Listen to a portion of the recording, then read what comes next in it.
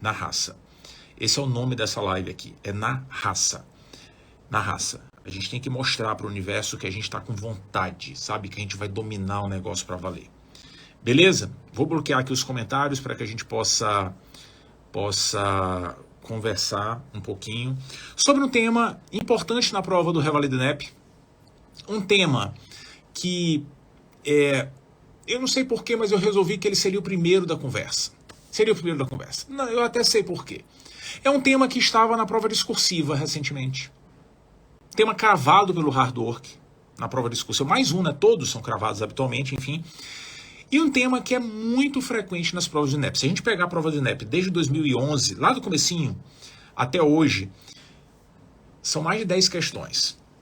13, 14 questões. É muita questão sobre o tema que a gente vai conversar hoje. Um tema que ele tem valor porque cai na clínica, cai na pediatria, pode cair na saúde coletiva também. E é muito legal a gente ficar de olho porque é um tema que a gente lida muito com ele no dia a dia, ouve muito falar dele, estuda muito ele, mas tem muitas mensagens valiosas. Hoje a gente vai conversar sobre meningite infecciosa. Segura aí, porque essa é uma pedida sempre fortíssima na prova do INEP. Se a gente olhar as últimas edições do INEP, teve 3 anos mais ou menos que meningite sumiu da prova. Opa, peraí, que esquisito. Atenção. E de repente, bum, bum, bum, né? Veio um boom de meningite, inclusive com questão discursiva, né? Recentemente. E a ideia aqui é a gente lembrar os principais conceitos, né? O que a gente precisa ter atenção e como pode ser uma questão da prova do INEP sobre meningite. Já caiu de tudo sobre meningite na prova do INEP, de tudo. Mas a gente precisa passar por várias mensagens e veja, mais uma vez, é uma pegada de revisão para amarrar os elementos importantes da meningite. Primeira coisa de todas, primeiro elemento que faz muito sentido e que a gente precisa ter no radar. Quando é que a gente pensa que o indivíduo pode ter meningite? Eu não vou nem falar na prática diária, eu vou falar na questão de prova. Quais são os elementos que podem aparecer e que imediatamente tem que fazer a gente pensar, cara, pode ser meningite. E o INEP gosta disso, né? Tem alguns temas que o INEP, ele de repente resolve ir e buscar uma peculiaridade do assunto, de temas frequentes até, e às vezes faz questões muito banais. Isso acontece. E a gente tem que estar preparado, né? Preparado, lendo com calma a questão e fisgando dali as principais informações. Vou até aproveitar para dar uma sugestão muito forte, que vai ser até foco, é até parte do nosso treinamento de prova discursiva, que vem dentro do sprint final, que é daqui a algumas semanas até. Treinamento para discursiva é perto da prova, né? Quem está no sprint tem o treinamento para discursiva. Quem está no trilha também. Mas um ponto muito importante é uma prova extensa, 2 turnos de prova, vale muito a gente ir marcando os elementos da questão. Muito, muito, muito. Isso é muito valioso para a gente não perder a atenção. No contexto da meningite, os dados que habitualmente mais vão chamar a atenção são a presença de febre, cefaleia e rigidez de nuca. Essa é a tríade clássica de apresentação da meningite. Veja, pegada de revisão, é para lembrar os elementos cardinais.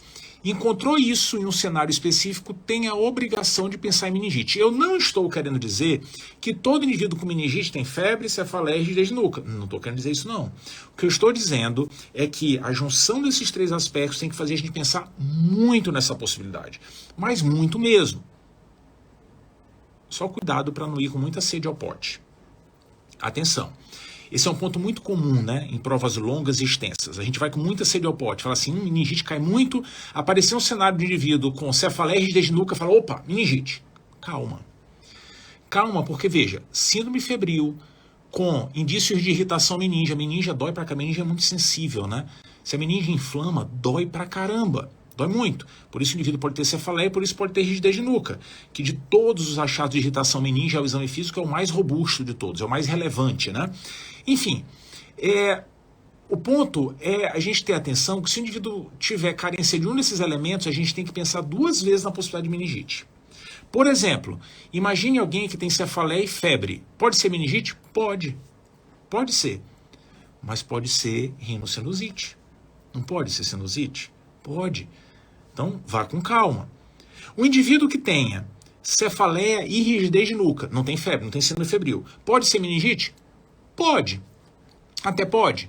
Mas cuidado, Porque pode ser outras coisas. O indivíduo pode ter rigidez de nuca e dor de cabeça porque a meninge está irritada por outra razão. Veja, meninge é irritadiça. Meninge não tolera nada que seja diferente do líquor, que é límpido, inofensivo, quase não tem célula, quase não tem proteína, é um líquido perfeito. Isso meninge tolera. Qualquer coisa diferente irrita a meninge, por exemplo, sangue. Se o indivíduo tiver um AVCH, com sangramento na meninge, a famosa hemorragia subaracnoide, pode ter muita cefaleia, dói pra caramba, geralmente descrito como a pior cefaleia da vida, é assim que os pacientes relatam, pelo menos é o que o livro conta, né? E muita inflamação nas meninges com rigidez de nuca. Pode ter sinal de irritação meninge, então cuidado. Cuidado para não ir com muita celiopote e achar que é uma questão de meningite, e na verdade não seja. Muita atenção. Grosso modo, a gente espera que tenha esse combinado, né? Síndrome febril, sinais de irritação meníngea, né? Tanto na história, com a cefaleia e tal, quanto no exame físico, a rigidez de nuca. Vale lembrar que rigidez de nuca é o dado mais robusto, mas existem outros achados no exame físico, os mais clássicos, sinal de Kernig, sinal de Brudzinski, até mesmo o sinal de Lazeg, né? Que denota mais irritação radicular, mas pode estar alterado na meningite, enfim. Esses são sinais adicionais que a gente pode encontrar anormais e a prova do INEP já explorou isso, inclusive. Mas o elemento mais robusto, sem dúvida alguma, é a rigidez de nuca. Por mais que, acordei com rigidez de nuca, tem meningite? Peraí, papai, tem inúmeras razões, até contratura muscular pode justificar algum grau de rigidez de nuca. Mas é a junção desses aspectos que faz a gente pensar nessa possibilidade. Óbvio que às vezes o indivíduo pode ter mais coisas, veja. A meningite que a gente está conversando é meningite infecciosa. Tem um bicho promovendo o problema. O indivíduo pode ficar séptico. E aí pode ter manifestações muito variadas. Muito, muito, muito. Então, daí já dá para ter uma noção da robustez do quadro. Quando eu valorizei febre, cefaleia e rigidez de nuca, é valorizando os achados mais emblemáticos. Mais emblemáticos. Emblemáticos de uma inflamação na meninge promovida por um bicho. Meningite infecciosa. Às vezes, a inflamação não fica restrita à meninge. Às vezes a inflamação pode se aprofundar um pouquinho, pode atingir o parênquima encefálico. Se atingir o parênquima encefálico, o indivíduo tem uma inflamação do parênquima encefálico. Sabe como é que a gente chama isso? O encéfalo fica inflamado, encefalite. Atenção.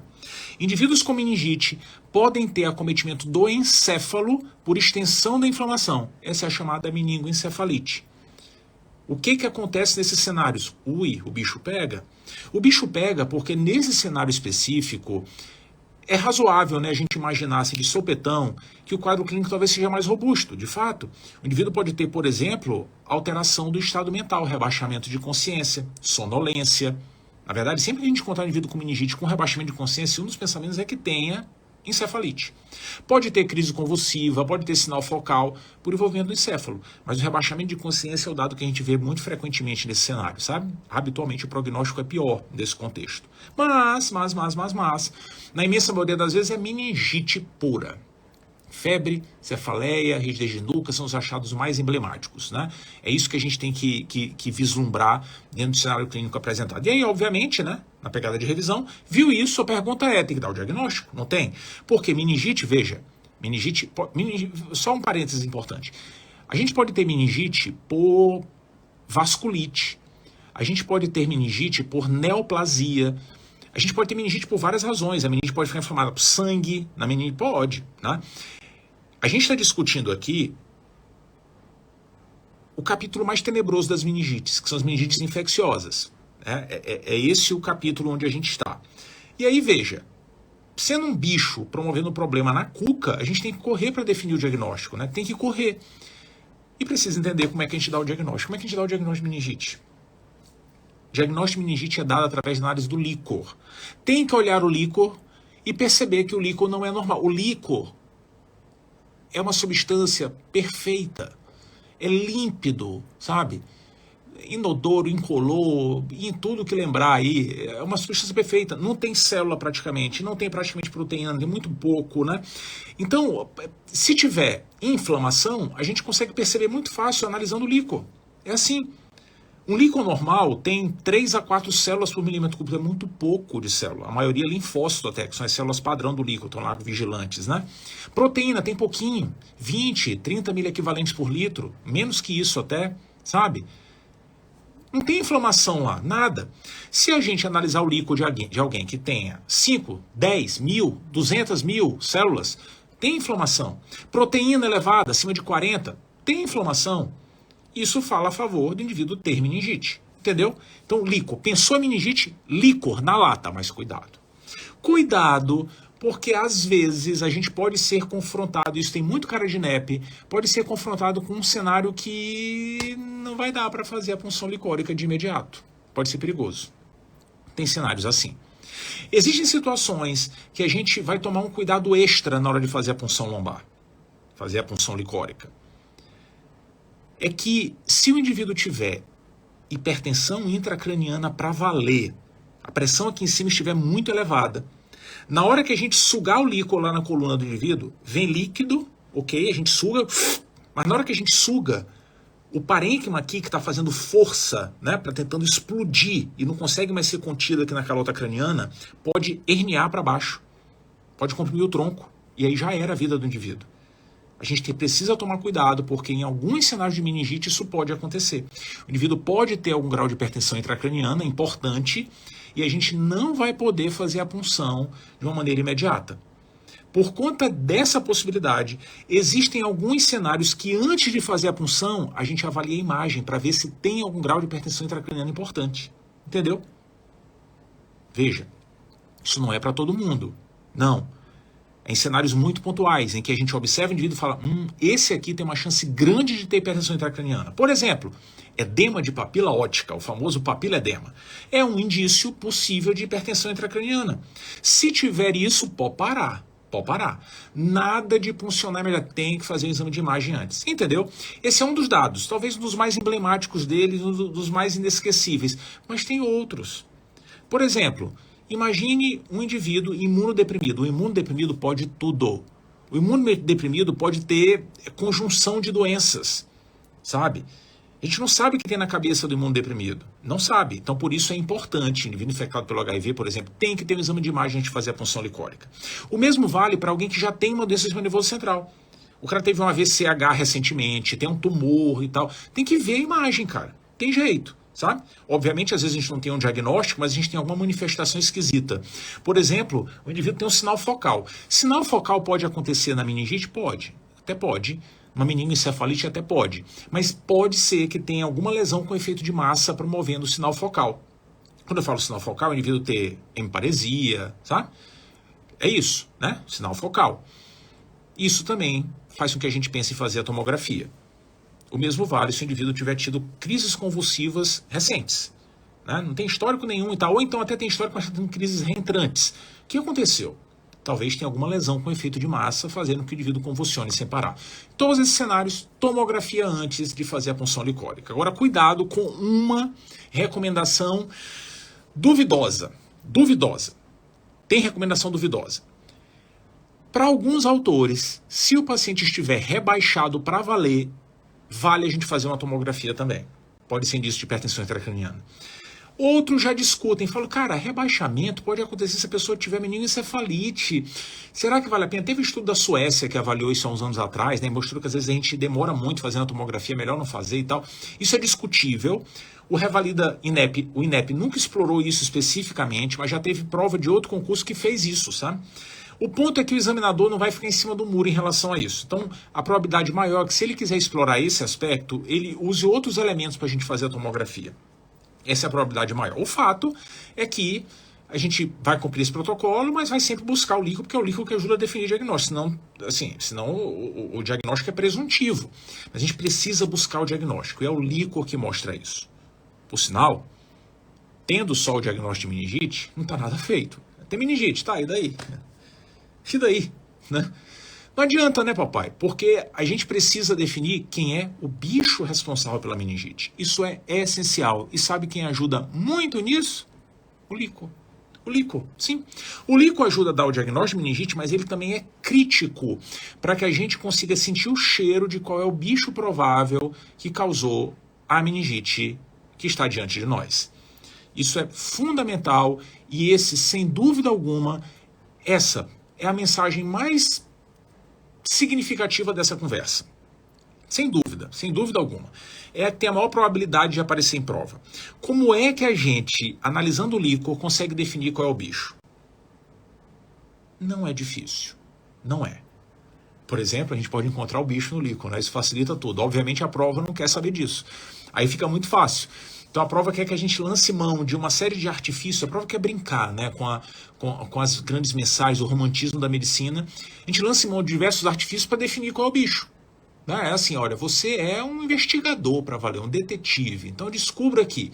Isso é muito legal mesmo, pegada de revisão total. Como é que a gente organiza o raciocínio dentro da busca pela etiologia analisando o líquor? Primeira pergunta, quem pode ser o bicho? Veja, habitualmente a gente estará diante de meningite por vírus, ou por bactéria, ou por fungo, ou por tuberculose. Tem outros bichos que podem causar, por exemplo, parasita pode causar, mas isso é a raridade da raridade.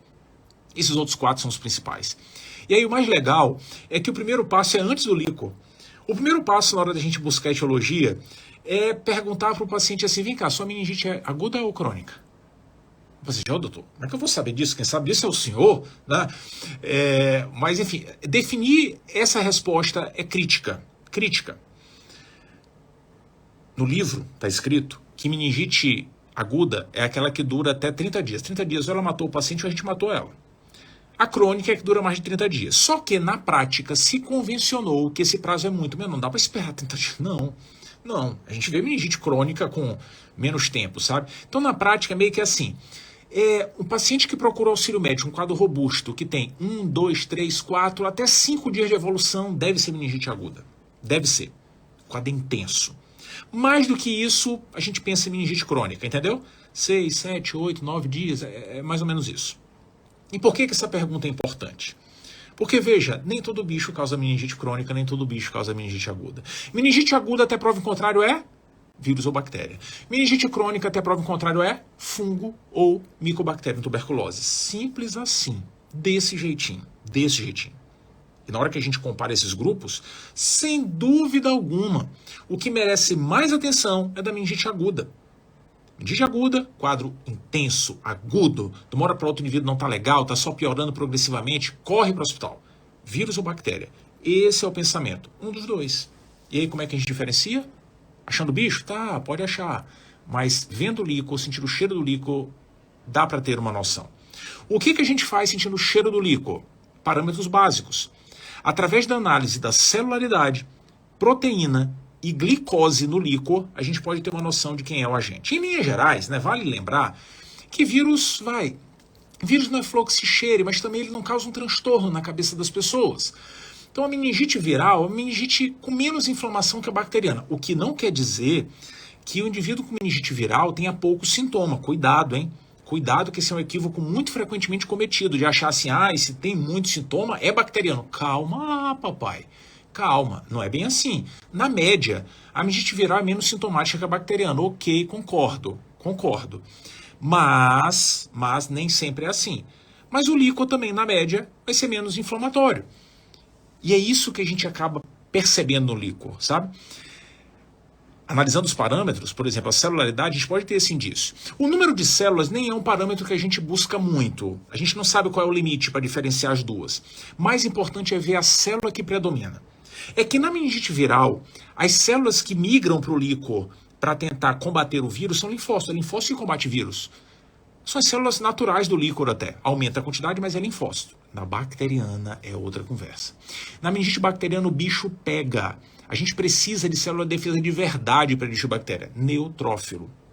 Tipicamente a meningite bacteriana há predomínio de neutrófilo. Isso é muito importante, ajuda muito no diferencial. Mas não para por aí. Proteína pode ajudar? Pode. Na bacteriana tem muita inflamação, tem muito mais proteína que na viral. O detalhe é que ninguém sabe qual é o corte que dá para a gente usar. Qual é o valor que diferencia as duas? Ninguém descreveu ou estudou isso até hoje. Por isso a gente geralmente não fica analisando proteína para comparar, não. É melhor usar a glicose. Essa ajuda muito.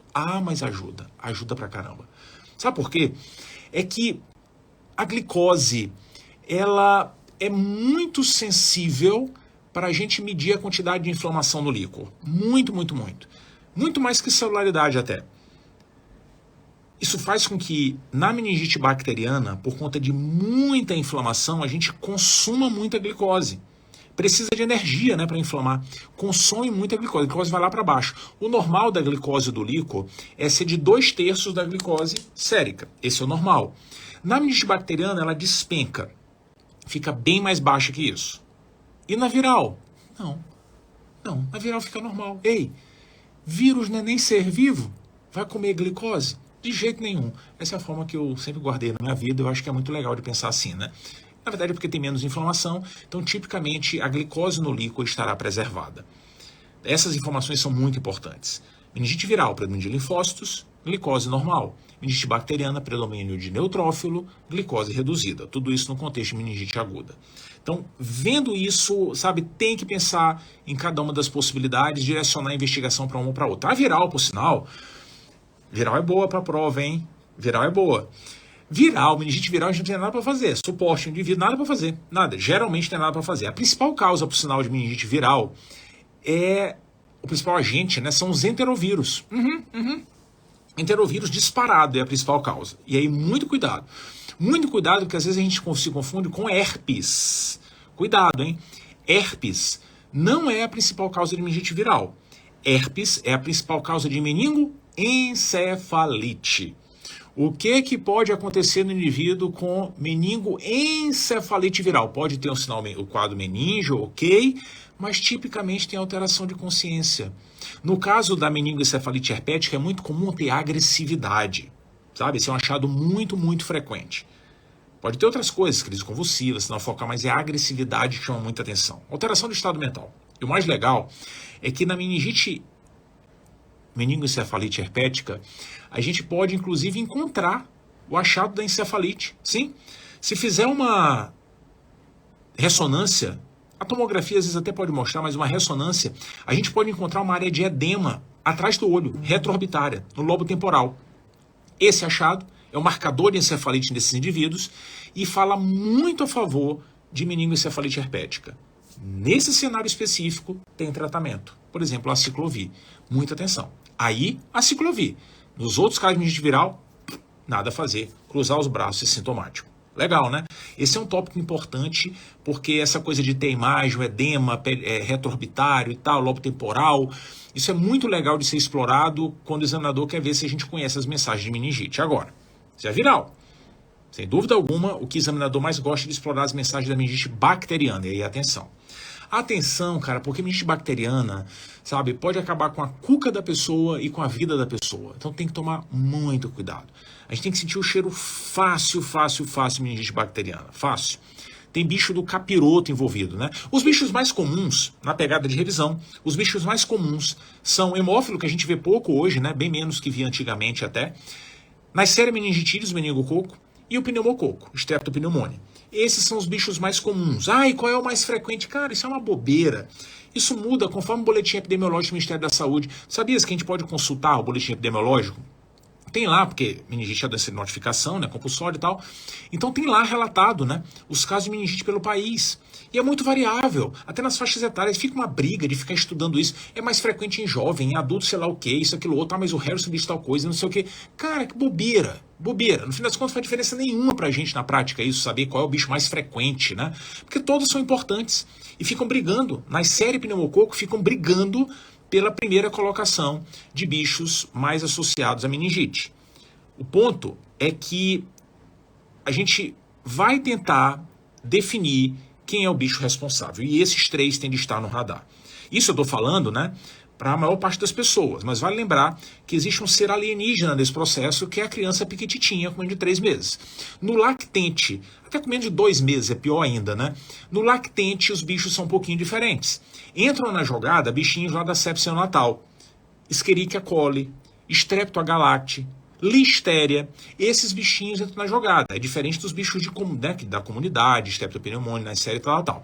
Vale ficar no radar. Mas, o que o prova mais gosta mesmo é dos bichos de verdade.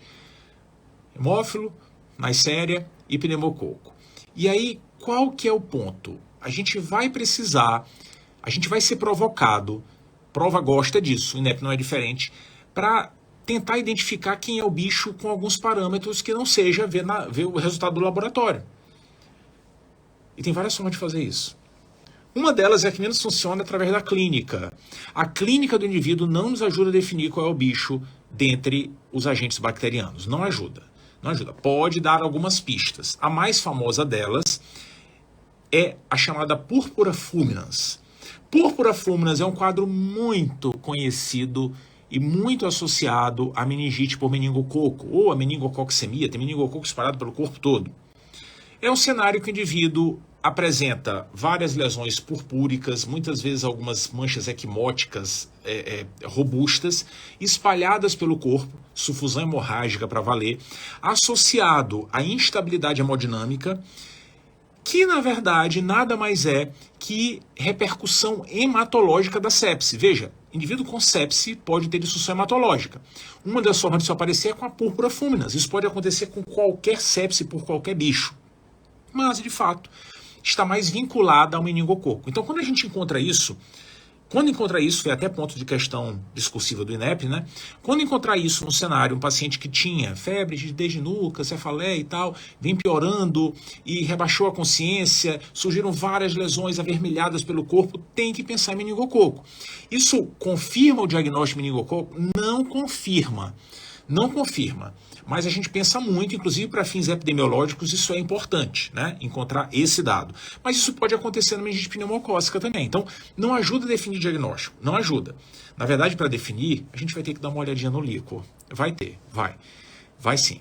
O líquor é quem ajuda mais. Hemocultura até pode ajudar às vezes, né? Até pode, mas raramente é uma cultura positiva. Então é o líquor que ajuda. E aí no líquor, existe um aspecto que é muito importante. É que às vezes a prova até coloca lá o resultado, né? Foi identificado nas meningites. Opa, já sei quem é.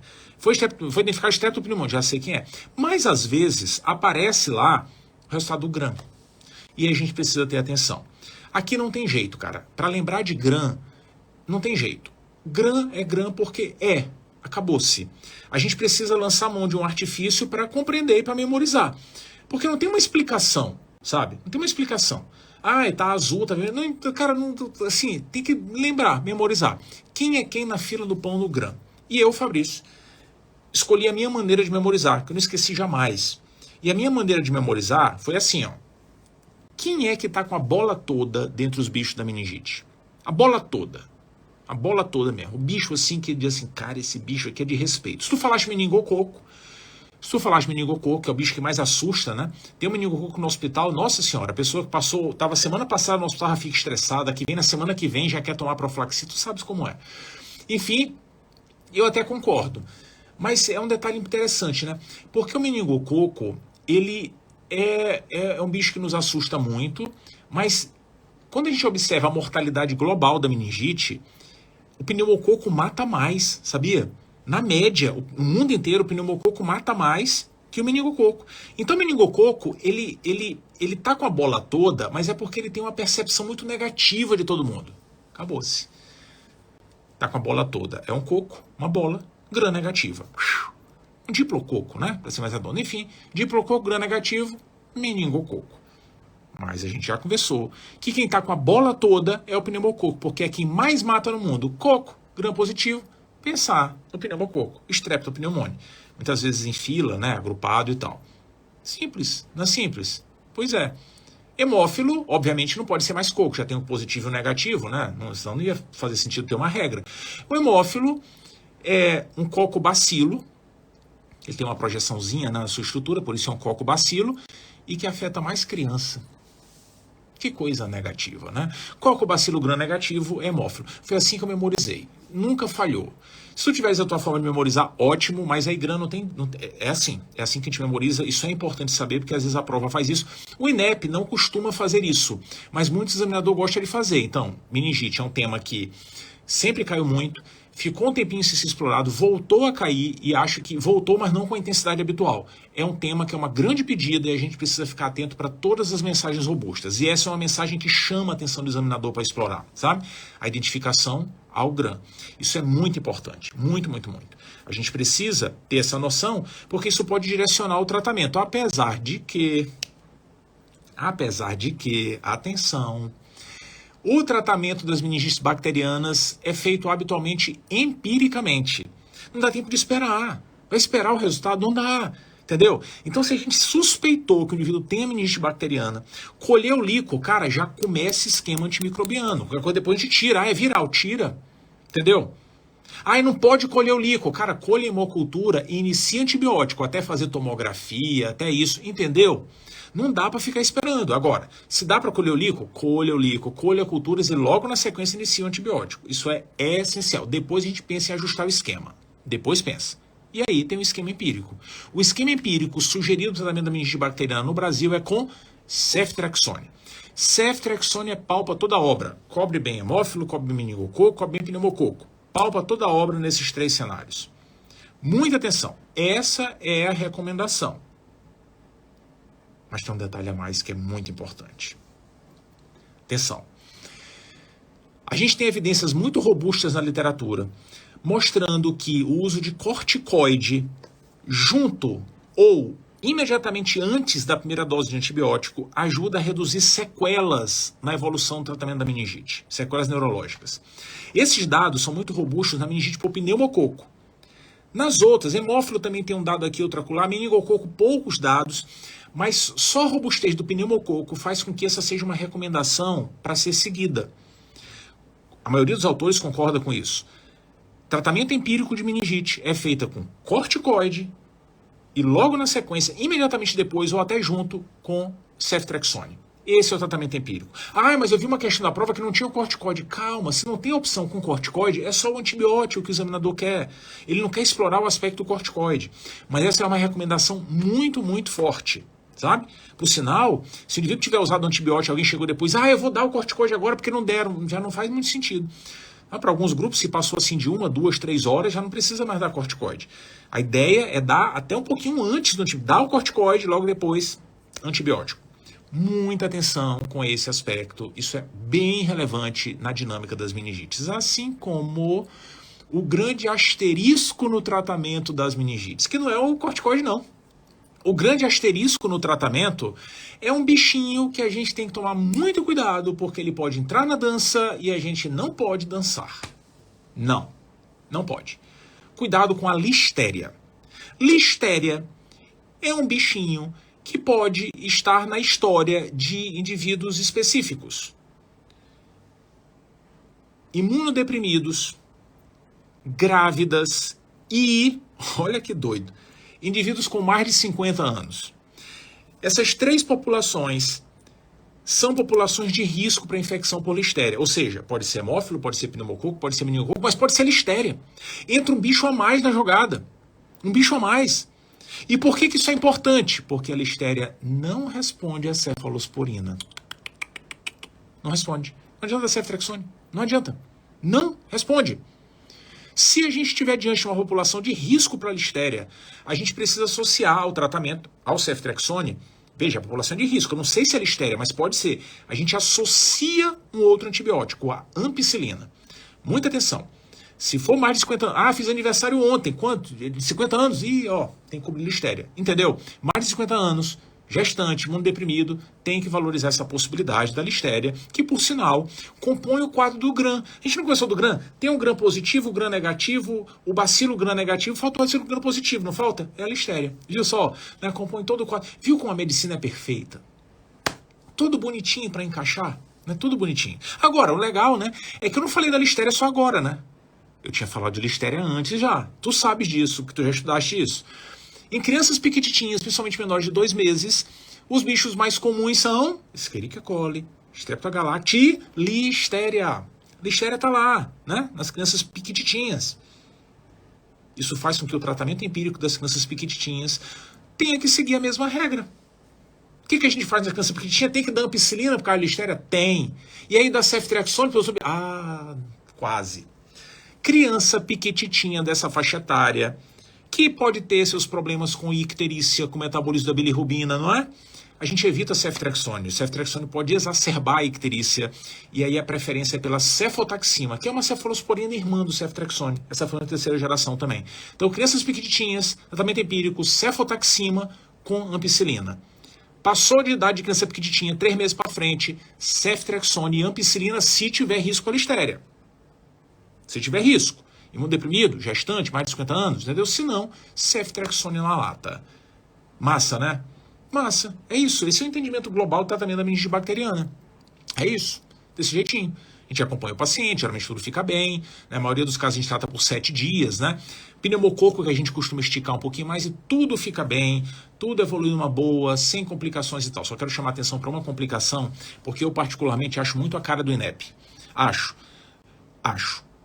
Existem algumas complicações possíveis, como por exemplo surdez neurosensorial, sabe, na evolução da meningite e tal, que é uma das principais. Mas tem uma interessante que a gente precisa ter cuidado, encaixa muito em estilo de questão do INEP. O indivíduo teve meningite e evoluiu com uma coleção ou um empiema subdural. Atenção. Isso às vezes pode acontecer, fica pus, sabe? Pus no espaço subdural. O que a gente faz nesse cenário? Pois é, geralmente nada. É observar. É uma complicação que não é tão infrequente, pode acontecer uns 20% dos casos, mas nada a fazer. Às vezes passa batido, ninguém nem percebe, né? A gente só faz alguma coisa se o indivíduo tiver hipertensão intracraniana, está comprimido no parênquima. Aí precisa fazer alguma coisa, precisa drenar. Se não, observar. Então é uma complicação que não assusta na maioria das vezes. Vale ficar no radar. Por fim, já que eu falei de meningite bacteriana, eu preciso lembrar, obviamente, de uma das perguntinhas mais bombadas em prova e que não foge do radar do Revalida. Profilaxia. A gente não faz profilaxia para meningite viral, nem para tuberculose, nem para fungo, mas pode fazer para bacteriana. Tu sabe disso porque tu já estudaste, eu tenho certeza que tu já bateste muito esse ponto. Profilaxia no contexto de meningites bacterianas pode estar indicada no cenário de meningite por hemófilo, que a gente vê muito pouco hoje, prova praticamente não pergunta mais, ou meningococo, que é o mais robusto de todos. Nesse cenário, pode existir indicação de profilaxia para os comunicantes. Pode existir. Mas isso vale para os comunicantes íntimos, quem muito provavelmente teve contato com gotícula do indivíduo. Esses têm indicação de fazer quimioprofilaxia. O grande objetivo da quimioprofilaxia é quebrar o elo de transmissão da cadeia epidemiológica, né? Essa é a ideia. E quem são os comunicantes íntimos? Fácil. Indivíduos que convivem no mesmo domicílio ou que compartilham o mesmo dormitório. Crianças que compartilham a mesma sala em creche, escola. Esses aí entram no grupo. Cuidado. Cuidado, porque colega de trabalho não entra. Isso não é nem na geração home office não, viu? Sempre foi assim. Então cuidado com essa pegadinha, né?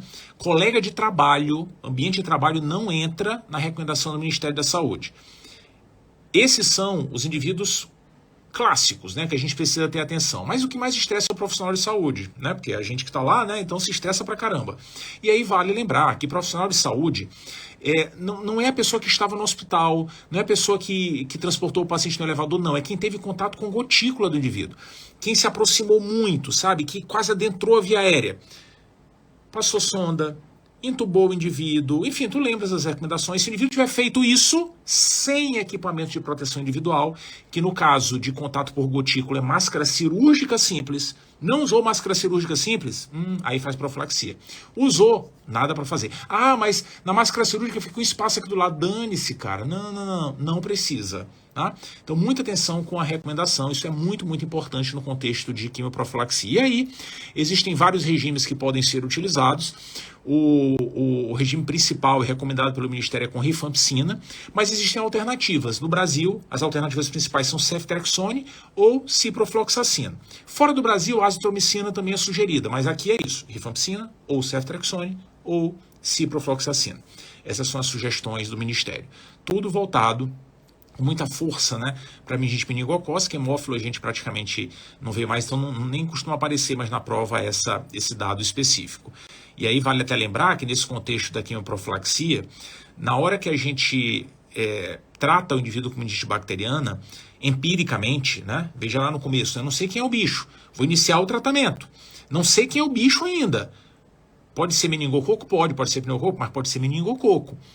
Muito cuidado, porque pela possibilidade de ser meningococo, a recomendação é que a gente mantenha o indivíduo em isolamento respiratório para gotículas por pelo menos 24 horas após o início do antibiótico.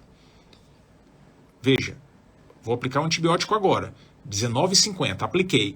Essa pessoa tem que ficar em isolamento respiratório para gotícula por 24 horas. Entendeu? Depois pode sair. Ah, é meningococo? Pode sair, não tem problema. Mas por 24 horas tem que ficar em isolamento por gotícula. Não sei quem é o bicho, ou sendo meningococo, 24 horas. Isso é muito, muito, muito importante. Por fim, eu preciso lembrar mensagens gerais das meningites crônicas, porque isso que a gente conversou é das agudas, vírus ou bactéria, mas tem as crônicas. E a crônica é um cenário que o indivíduo tem um quadro mais arrastado, né? 7, 10, 15, 20 dias e tal, né? Nesse cenário, a gente tem a obrigação de pensar em fungo e micobacterium tuberculose. Obrigação. Esse é um cenário menos badalado em prova, mas caiu. A última questão objetiva do INEP sobre meningite foi isso. Era um caso de meningite tuberculosa. Caiu. Então, vale a gente lembrar o jeitão, né? O jeitão. E o jeitão dessas meningites é ter uma certa predileção por indivíduo imunodeprimido, sabe? Ambas. Tanto meningite meningocócica quanto meningite criptocócica. Tem uma predileção por indivíduo imunodeprimido. Não é específico desse cenário, mas muitas vezes tem um grau de imunodepressão. Por exemplo, infecção pelo HIV. Isso é muito frequente nesses indivíduos. Além do que, é bem frequente também o achado de hipertensão intracraniana. Manifestações clínicas associadas à hipertensão intracraniana, tanto na meningite tuberculosa quanto na fúngica. Mas o fato é que, para a gente definir o diagnóstico, a gente vai ter que analisar o líquor, né? É o jeito. E aí, se a gente fizer a mesma brincadeira da aguda, pode ser que ajude, né? Celularidade, proteína, glicose. Será que ajuda? Sabe qual é a célula mais frequente na meningite fúngica? Linfócito. Sabe qual é a célula mais frequente na meningite por tuberculose? Linfócito. Não ajuda a diferenciar. Proteína. Proteína costuma estar elevada nas duas. Tudo bem que é bem mais elevado na tuberculose que no fungo. Bem mais elevado. Tuberculose, por sinal, só não eleva mais proteína que meningite bacteriana. Mas assim não dá para diferenciar as duas. E a glicose? Pois é. A glicose, veja, ela pode estar normal ou reduzida nas duas, por conta da quantidade de inflamação. Por tuberculose, mais frequentemente ela está baixa a glicose. Na fúngica, mais frequentemente ela está normal, mas pode estar reduzida. O fato é que não ajuda a definir. Analisar o líquor, sabe, é confuso. É tudo misturado. No fim, a gente tem que tentar achar o bicho. No caso da meningite fúngica, que o principal agente é o criptococo, a gente muitas vezes consegue achar cultura ou a busca direta do fungo, né, com a tinta da China. A tinta da China é a tinta nanquim, né? A gente passa na lâmina, deixa a lâmina toda azul, só de ter um fungo que não fica azul. Esse é o exame da tinta da China. Ou então, a busca de antígeno criptocócico. Muitas vezes a gente consegue achar o bicho. E aí trata. Né? Base, por exemplo, tratamento tem a futericina B. Trata o bicho. Ok. Na tuberculose já não é assim. Cara, meningite por tuberculose segue a regra geral da tuberculose, sabe? Qualquer envolvimento da tuberculose fora do pulmão é difícil achar o bicho. Muito difícil, muito difícil. E na meningite tuberculose não é diferente. A gente pede pesquisa de bacilo, sabe? Pede, mas, cara, é muito difícil recuperar. Então, muitas vezes não vai ter isso, não afasta a meningite tuberculose. A gente pode usar a adenosina deaminase, a ADA, que a gente usa no líquido pleural, líquido acítico e tal. Até pode, mas ninguém sabe muito bem qual é o limite para dar o diagnóstico. No fim das contas, sabe o que a gente faz na meningite crônica? A gente faz assim, ó. Se não tiver evidência de ser meningite fúngica, cara, quer saber? Trate como tuberculose. Essa é a regra, entendeu? Não tem evidência para pensar em fungo, trate em tuberculose. Esse é o pensamento.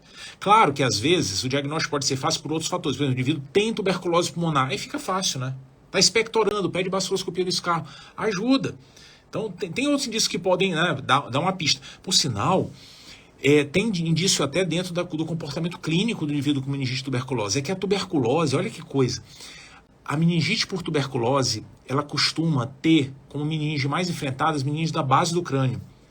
Isso pode fazer com que o indivíduo tenha acometimento de nervo craniano. O mais frequente deles até o abducente, o sexto nervo craniano. Isso dá uma pista importante. O indivíduo pode sofrer com vasculite de vasos da base do crânio e ter eventos isquêmicos. Isso também pode estar presente, sabe? Então são dados adicionais. Mas via de regra o pensamento é esse. Não tive a capacidade de identificar o fungo, vou tratar a tuberculose. E aí, atenção, porque o tratamento da meningite tuberculosa é diferente do tratamento da tuberculose padrão, pulmonar. É um tratamento mais prolongado. Tu lembras? São 12 meses de tratamento. Os primeiros 2 meses com rifampicina, isoniazida, pirazamida e etambutol, e os outros 10 meses com rifampicina, isoniazida. E, nos primeiros meses, a gente oferta corticoide para o paciente. Muito legal, né? Enfim, era isso que eu queria conversar sobre meningite. numa pegada de revisão. E veja, revisão de meningite é assim, são várias mensagens, é um tema grande pra caramba, né? Grande pra caramba, e obviamente eu não vou ficar só citando as coisas. Já foi bem mais enxuto do que seria se a gente fosse discutir, né, todas as meningites. E aí seria uma discussão só para as agudas, uma só para as crônicas, aqui enxugando tudo naquilo que é a cara do INEP, e aquilo que o INEP já fez historicamente e como o tema se encaixa na dinâmica do INEP. Legal, né? Foi legal, não foi? Foi bacana. Ó, amanhã nosso encontro está marcado de novo, 18h59. Estarei aqui. Mais um tema de... Qual vai ser o tema de amanhã? Não sei. Eu vou decidir amanhã, 18h55. Eu vou decidir. Amanhã. E manda os prints da live, pode mandar.